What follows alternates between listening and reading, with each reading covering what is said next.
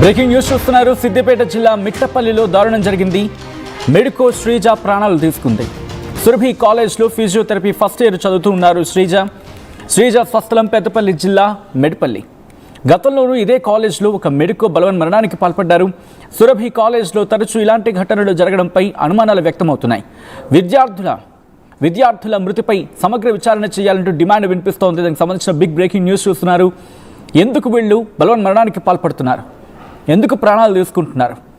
సురభి కాలేజ్కి సంబంధించి అక్కడ ఏమైనా వీళ్ళు ఇబ్బందులు ఎదుర్కొంటున్నారా? వీళ్ళకి ఏమైనా టార్చర్ లాంటి సిచ్యువేషన్ ఏమైనా ఉందా? వేధింపులు లాంటి పరిస్థితులు ఏమైనా ఉన్నాయా? లేకపోతే ఇంకా ఇతరతర కారణాలు ఏమైనా ఉన్నాయా? శ్రీజ విషయంలో ఏం జరిగింది? సిద్దిపేట జిల్లా మెట్పల్లిలో దారుణం జరిగింది. ప్రాణాలు తీసుకుంది మెడికో శ్రీజ. సురభి కాలేజ్లో ఫిజియోథెరపీ ఫస్ట్ ఇయర్ చేస్తోంది శ్రీజ స్వస్థలం పెద్దపల్లి జిల్లా మెడిపల్లి. గతంలోనూ ఇదే కాలేజ్లో ఒక మెడికో బలవన్ మరణానికి పాల్పడడం ప్రస్తుతం సంచలనంగా అండ్ కలకలం రేపుతోంది. సురభి కాలేజ్లో తరచూ ఇలాంటి ఘటనలు జరగడంపై అనుమానాలు వ్యక్తమవుతున్నాయి. విద్యార్థుల మృతిపై సమగ్ర విచారణ చేయాలనే డిమాండ్ వినిపిస్తోంది. దీనికి సంబంధించి పూర్తి సమాచారం తెలుసుకుందాం. అసలు ఏం జరిగింది?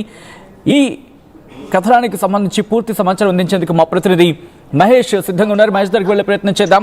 మహేష్, అసలు ఈ ఘటనకు ప్రధాన కారణం ఏంటి? శ్రీజ బలవన్ మరణానికి ప్రధాన కారణం ఏంటి? ప్రాథమిక విచారణలో ఎటువంటి అంశాలు వెలుగులోకి రావడం జరుగుతోంది మహేష్?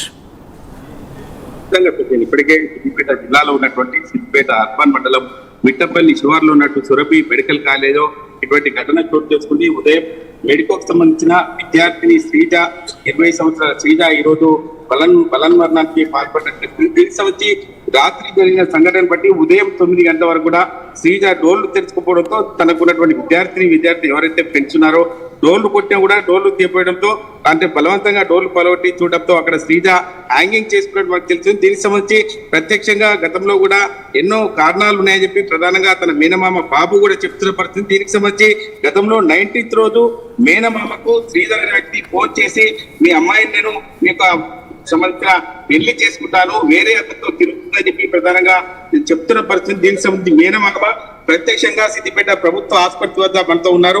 చెప్పండి, అంటే ఏం జరిగింది, మీకు ఎప్పుడు ఫోన్ చేశారు, ఎట్లా జరిగిందని చెప్పారు? 9వ తారీఖు నాడు ఫోన్ చేసిండు.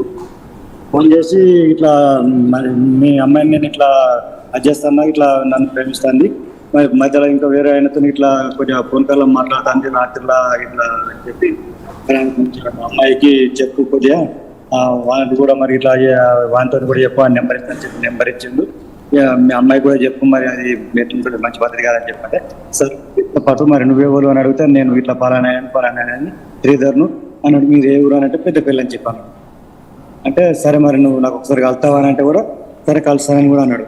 అయితే సరే నేను మా అమ్మాయికి ఫోన్ చేసినాక నేను నీ తర్వాత మాట్లాడతా అని చెప్పాను అని మా అమ్మాయి అంతలో ఫోన్ కట్ చేసిన వాళ్ళు మళ్ళీ మా అమ్మాయితో మాట్లాడితే అంకుల్ అదంతేం లేదు, నాకు స్టడీ అవర్స్ ఉన్నాయి, మాకు బాగా ఇబ్బందులు ఉన్నాయి, మేము బయటికి వెళ్ళడానికి కూడా మాకు అవకాశం ఉండదు, మేము వెళ్ళాము, అదంతా అదంతా ఎవరో కావాలని చేస్తానని చెప్పాను.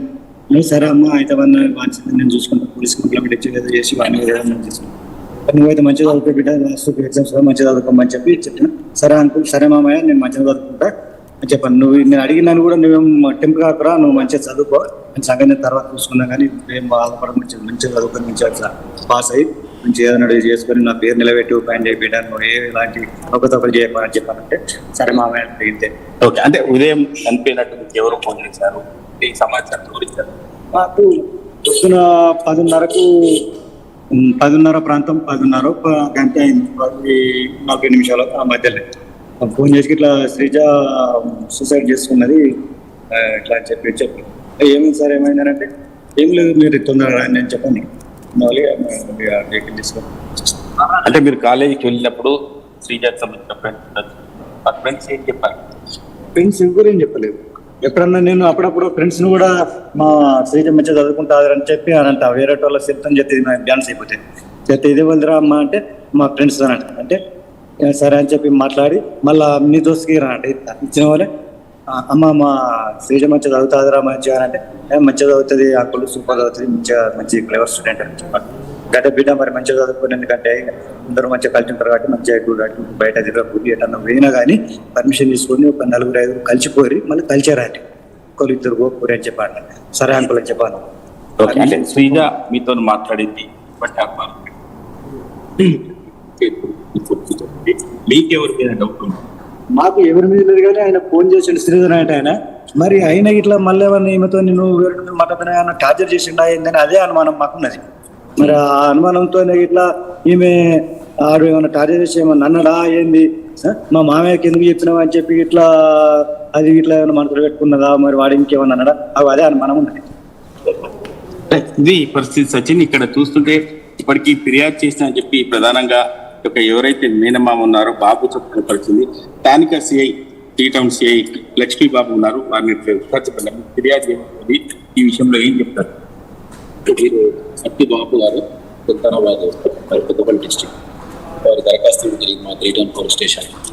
వారి మేనకోడ బీపీటీ ఫస్ట్ ఇయర్ చదువుతున్న శ్రీజ గారు తెలంగాణ పైన హాస్టల్లో టైం చేసుకుంటారు. శ్రీధర్ అనే చెప్తాను దాని మీద అన్ని కోణం జరిగింది.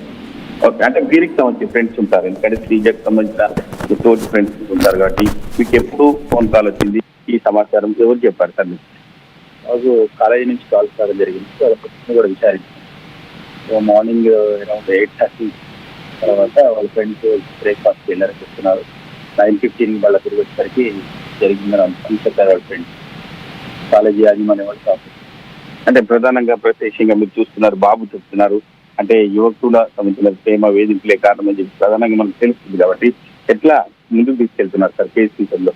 కేసు నమోదు చేసిన కాబట్టి దర్యాప్తులో భాగంగా అన్ని కోణాల్లో విచారిస్తాం.